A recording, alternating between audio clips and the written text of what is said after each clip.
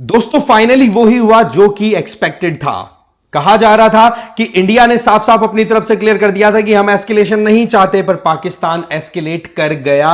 पाकिस्तान ने जम्मू रीजन में 8:15 बजे अपने ड्रोन से अटैक करवाया, स्वॉर्म ड्रोन से अटैक करवाया, और वो सारे जितने अटैक पाकिस्तान ने कराए वो सारे के सारे नेस्त नाबूद हो गए। एक भी अटैक, चाहे मिसाइल हो, चाहे फिर वहां के फाइटर जेट्स हो, या फिर दूसरी तरफ हम देखें तो ड्रोन्स का पूरा एक जत्था पाकिस्तान की तरफ से उड़ के इंडिया की तरफ आया।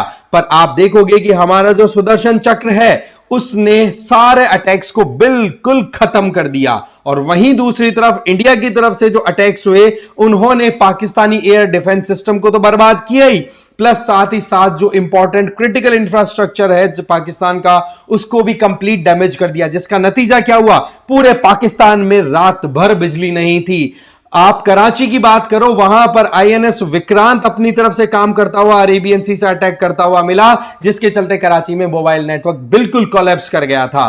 तो ये हालात हैं। और दोस्तों यहां पर देखने वाली बात क्या है, ये सुदर्शन चक्र S-400 मिसाइल सिस्टम ये हमने रशिया से एक्वायर किया है। और जब हम एक्वायर कर रहे थे उस टाइम पर यूएसए हम पे इतना दबाव बना रहा था कि रशिया के साथ आप ऐसे कैसे रिलेशन रख सकते हो, रशिया तो बहुत बड़ा कल्प्रिट ऑफ वॉर है, उसने यूक्रेन पे अटैक कर दिया। पर इंडिया ने अपना न्यूट्रल स्टैंड, अपना एकदम क्लियर स्टैंड कर दिया कि हम रशिया को कंडेम बिल्कुल भी नहीं करेंगे, हम हमारे इंटरेस्ट के अकॉर्डिंग एक्शन लेंगे, वेस्ट के हिसाब से हम नहीं चलेंगे। वो जमाना गया जब भारत देखता था कि कोई हमारी सहायता करेगा। आज भारत किसी के भरोसे नहीं है, हम हमारे पेट के कपड़ा बांध करके सोने वाले लोगों में से हैं। नहीं होगा खाना तो कोई बात नहीं, पर करेंगे वो अपने खुद के दम पे करेंगे। और अल्टीमेटली आज वो S-400 मिसाइल सिस्टम जिसको हम सुदर्शन चक्र बोल रहे हैं, भगवान विष्णु का वो सुदर्शन चक्र जिसने कुरुक्षेत्र के पूरे मैदान में भगवान कृष्ण के रूप में कैसे वो पूरा माहौल सेट किया था, जिसका नतीजा क्या हुआ कि जो भी पापी थे उनको बिल्कुल मौत के घाट उतार दिया गया। तो यही हालात यहां पर अभी बनते हुए दिखाई पड़ रहे हैं। बट सवाल यह आता है कि सुदर्शन चक्र जो है ये कैसे काम करता है, कैसे ये मैकेनिज्म हमारे पास में इतना स्ट्रांगली डेवलप हुआ। आप देखो इजराइल का स्टेटमेंट आता है कि भाई हमास ने हम पे इतने ड्रोन अटैक किए, इतनी सारी मिसाइल्स अटैक की, 100% एक्यूरेसी के साथ में, तो हम भी उनके अटैक्स को न्यूट्रलाइज नहीं कर पाए। और इंडियन डिफेंस सिस्टम बोले इसने तो गजब कर दिया है। तो ये है रशियन सिस्टम की अगर हम क्वालिटी की बात करें।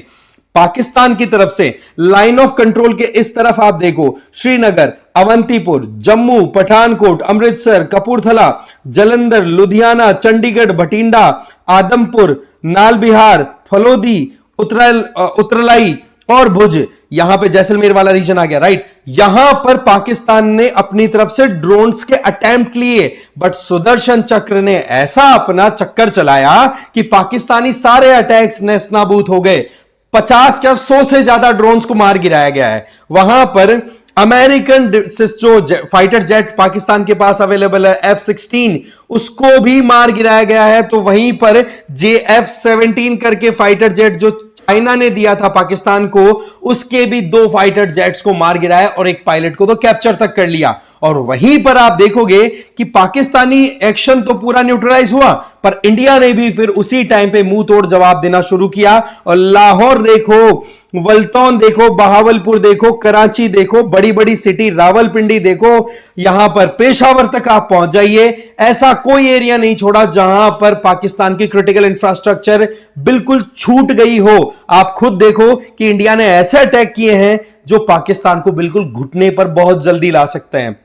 पाकिस्तान ने तो शायद यह सोच करके अटैक किया था कि चलो ठीक है एक बार देखते हैं, इंडिया अभी तक तो अटैक कर नहीं रहा है, इतने सोशल मीडिया वीडियोस उधर से रिलीज होकर के आ गए कि जी हम देखते हैं कि इंडिया क्या करता है। इतने दिन हो गए, 22 तारीख से लेकर के 7 तारीख तक इतने वीडियोस आए पाकिस्तानियों की कि इंडिया क्या कर सकता है, मोदी ऐसा, इंडिया की आर्मी ऐसी, पता नहीं क्या क्या चीजें बोली। पर 7 तारीख को तो ऑपरेशन सिंदूर, और फिर रही सही में बचा हुआ काम 8 और 9 की रात को कर दिया।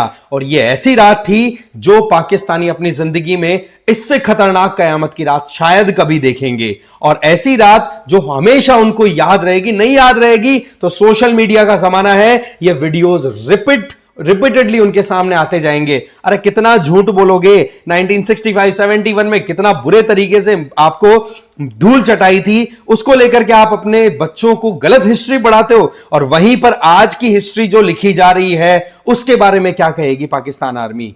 आप देखिए S-400 मिसाइल सिस्टम की हम बात करें, जिसको हम सुदर्शन चक्र के नाम से बोलते हैं, ये रशिया से हमने परचेज किया है। ये आने वाले जो भी अटैक्स हैं उनको अपने रडार सिस्टम से डिटेक्ट करता है और उनको फिर इंटरसेप्ट कर देता है, हवा में मार गिरा देता है। तो 600 किलोमीटर तक इसकी रेंज है। और आप देखोगे कि ये मोबाइल होता है, एक ट्रक के ऊपर पूरा का पूरा सेटअप होता है जो इजीली कहीं पर भी ले जाकर के इसको सेट किया जा सकता है। 2 ट्रक्स का सेट होता है, एक में एंटीना और दूसरे में मिसाइल सिस्टम इंस्टॉल्ड है। आज हमारे पास में 4 स्क्वाड्रन है इसकी, एक जम्मू कश्मीर में, एक पंजाब के पठानकोट में, इसके अलावा राजस्थान और गुजरात में, यहां से ऑपरेट करना है। कंप्लीटली आज के टाइम पर हमारा जो सुदर्शन चक्र है ये पाकिस्तान पे फोकस्ड है, उन पापियों को सजा देने के लिए। और सुदर्शन चक्र का कॉन्सेप्ट आप जानते ही हो कि भगवान विष्णु का ये चक्र था जिन्होंने कभी पर भी कुछ भी गड़बड़ होती थी कि तो बिल्कुल खत्म कर दिया मामला ही, राइट। तो S-400 सिस्टम बहुत पावरफुल टूल है जिसने हमारे डिफेंस आर्सेनल को और ज्यादा स्ट्रांग कर दिया।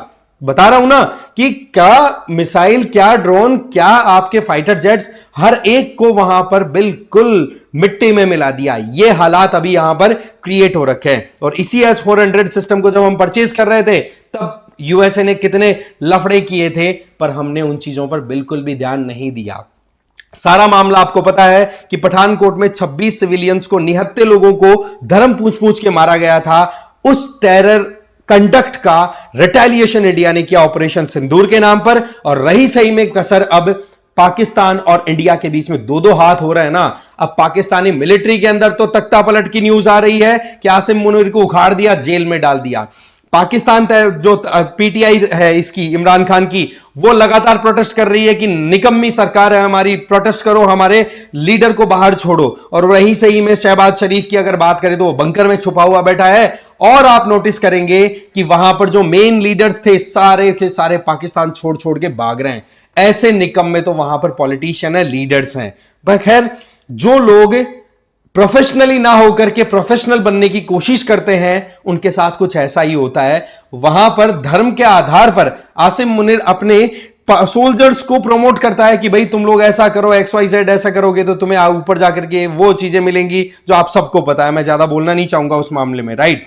बट यहां पर सीधा ढाक के 3 बात बिल्कुल क्लियर है।